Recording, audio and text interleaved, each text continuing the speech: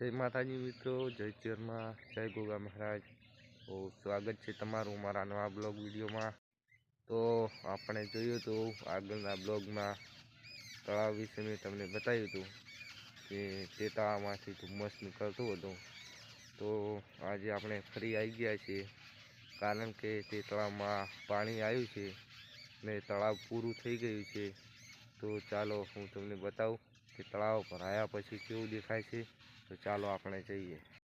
તો મિત્રો તમે જોઈ શકો છો આ તળાવ પેક ભરાઈ ગયું છે, ઠેઠ એટલે અહીંયા સુધી આવી ગયું છે ને સામે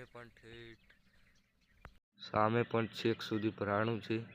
તો ચાલો હું આગળ જઈ। તો પેલી સાઈડ પણ થોડું ભરાયું છે,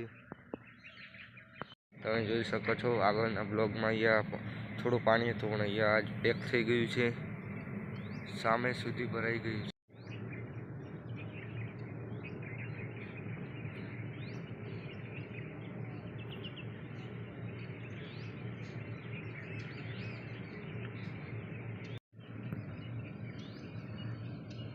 તો મિત્રો તમે જોયું કે પાણી કેટલું ભરાયું છે। તો તમે વિચારતા છો કે પાણી કેવી રીતે ભરાયું છે। તો તમને ખબર જ છે કે પાઇપલાઇન દ્વારા ભરાય છે। તો ગઈકાલે રાત્રે વાલ ખુલ્લો હતો, તેના કારણે મોટર ચાલુ થઈ તો આખું તળાવ ભરાઈ ગયું છે। તો આ પણ સારી વાત છે। તો મિત્રો આજે પણ ધુમ્મસ એટલું ને એટલું જ છે,